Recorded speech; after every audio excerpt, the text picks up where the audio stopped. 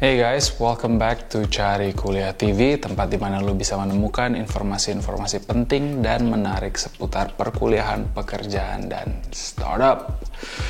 So, pada hari ini gue akan membicarakan tentang yang namanya hubungan internasional. Dan kalau lu ambil jurusan ini, lu bisa kerja sebagai apa? Oke? Untuk lo yang baru masuk, welcome di Cari Kuliah TV dan subscribe sekarang karena gratis. Di sini kita hanya berbagi ilmu dan pengetahuan sehingga lo bisa menentukan karir yang tepat untuk lo. Oke? Let's get started. Jadi sebenarnya hubungan internasional itu apa sih? Ngapain aja? Pelajarin apa? Terus nanti lo lulusannya ngapain gitu. Jadi basically hubungan internasional itu adalah lu sebagai perwakilan negara yang harus bisa menjalin hubungan yang baik dengan negara-negara lain. Negara yang ada di Southeast Asia, negara yang ada di Eropa, Amerika, Afrika, you name it. Nah, sekarang hubungan baik itu kerjasama itu apa aja bidangnya? Bidangnya ini sebenarnya luas, bisa dari kesejahteraan, masyarakat, sosial, bisa dari lingkungan, misalnya environment, dari pertahanan, bisa juga kesejahteraan ekonomi, konflik, atau perdamaian dunia. Nah, karena hubungan internasional ini nggak hanya melulu ngeliat, hubungan perdagangan bagaimana, terus habis itu negosiasinya bagaimana, enggak.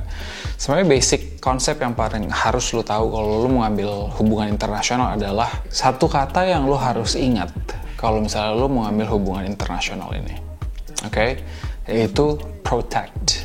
Nah, protect dari apa? Protect ini bisa macam-macam artinya. Cuma yang gue maksud di sini adalah lo harus bisa memprotect negara Indonesia, entah itu kekayaannya, ekonomi, kepentingannya, culture, supaya kita nggak terpengaruh dari yang lain. Karena kita juga sebagai negara memiliki resources yang banyak banget. Nah itu kalau kita lengah, itu dapat digunakan oleh negara luar. Itu harus hati-hati. Jadi orang-orang seperti apa yang cocok untuk mengambil jurusan hubungan internasional ini? Gue nggak mau memboxkan lo ya. Jadi sebenarnya basically apapun lo bisa. Lo harus yakin sama diri lo sendiri dan itu lo pasti bisa kerjain. Cuma di sini gue mau ngomong bahwa orang-orang yang bisa dan excel dalam mengambil jurusan hubungan internasional ini adalah mereka yang mempunyai ketekunan tinggi. Mereka yang mempunyai diverse thinking. Mereka yang mempunyai diverse thinking. Mereka yang bisa berpikir secara kritis, mempunyai leadership, itu penting. Nah, jadi kalau lo mau ngambil hubungan internasional ini, coba lihat dari diri lo sendiri apakah lo mempunyai kriteria tersebut. Kalau emang lo punya, oke, sekarang gue mau ngomongin tentang pelajaran-pelajaran apa aja. Dan gue gak akan go through one by one, karena ini banyak banget. Yang penting paling pertama adalah bahasa.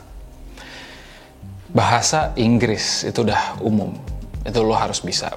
Selain itu lo mungkin bisa bahasa Arab, Rusia, bahasa Mandarin, bahasa Perancis, Jerman, lo pilih salah satu lah. Karena kalau lo kalau bisa semua sih hebat. Tapi kalau misalnya lo nggak bisa, lo pilih salah satu aja karena lo akan difokuskan ke sana. Jadi pelajaran apa aja sih yang akan lo pelajarin? Yang pertama, biasanya itu tentang organisasi.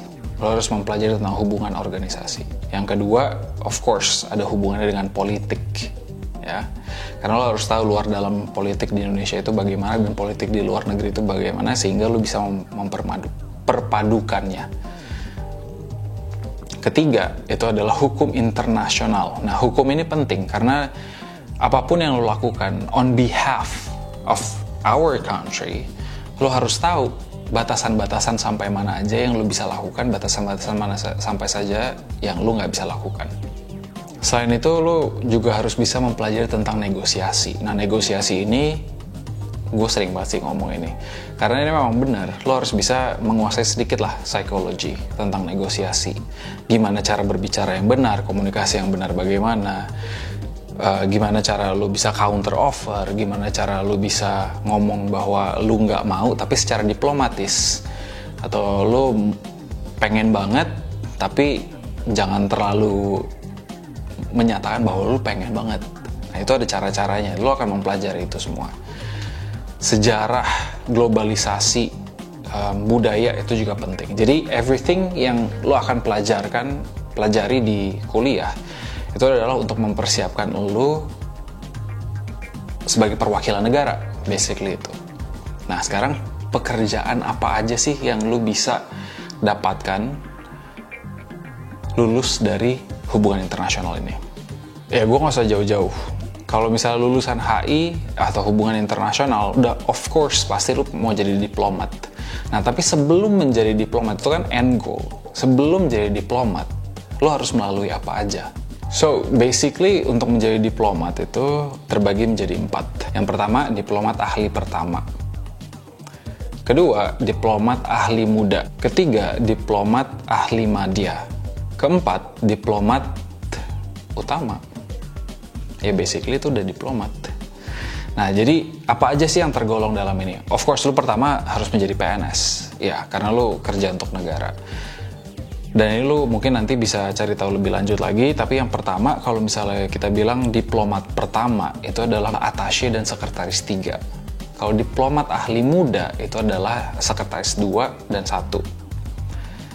Sedangkan kalau misalnya kita ngomongin diplomat ahli madya, itu adalah lu sebagai counselor, minister counselor, dan minister. Itu urutannya. Yang terakhir adalah diplomat ahli utama, yaitu lu jadi diplomat, lu sebagai perwakilan negara. Kalau misalnya lu ngelihat di luar negeri itu ada embassy, yaitu lu jadi ketuanya. Tapi nggak cuma itu doang. Nah, selain kalau misalnya lu nggak mau jadi diplomat ya, tapi ini lu required untuk menambah skill baru.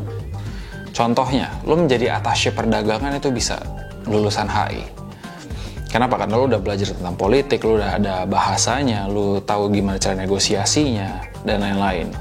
Jadi lu bisa menjadi attaché perdagangan. Nah, attaché perdagangan ini adalah satu orang yang diwakilkan dari negara untuk melakukan perdagangan dengan negara lain. Itu attaché perdagangan. Selain itu, lu bisa juga bergabung di PBB atau UN, United Nations. Nah, itu bisa nih lulusan HI. Jadi sebenarnya kalau misalnya lu pikirin lulusan hubungan internasional itu nggak cuma melulu jadi diplomat, bisa juga yang lain. Dan memang kalau misalnya lulusan hubungan internasional itu pasti lu goalnya untuk menjadi diplomat. Tapi sebenarnya untuk menjadi diplomat itu kayak gue bilang tadi, itu ada urut-urutannya. Tetapi ada juga kita ngomongin jalan pintas yang kita bisa melihat lah dari beberapa tahun belakangan, yaitu lu harus bisa masuk politik. Kenapa? Gue juga nggak tahu. Tapi kalau lo mau jadi diplomat lebih cepat, lo bisa tergabung sama politik mana, lo ikut di partai, lo ikut tergabung di organisasinya, lo ikut tergabung dalam CSR-nya mereka, programnya mereka, dan lain-lain, sehingga lo akan dilihat nih dari mata presiden atau dari perwakilan ketua partai lo. Dilihat yang mana yang bagus, mana yang enggak, lu bisa masuk DPR. Kalau misalnya lu nggak masuk DPR, lu masuknya mana gitu. Nah, sekarang gue mau ngomongin juga sedikit tentang kedutaan di luar negeri.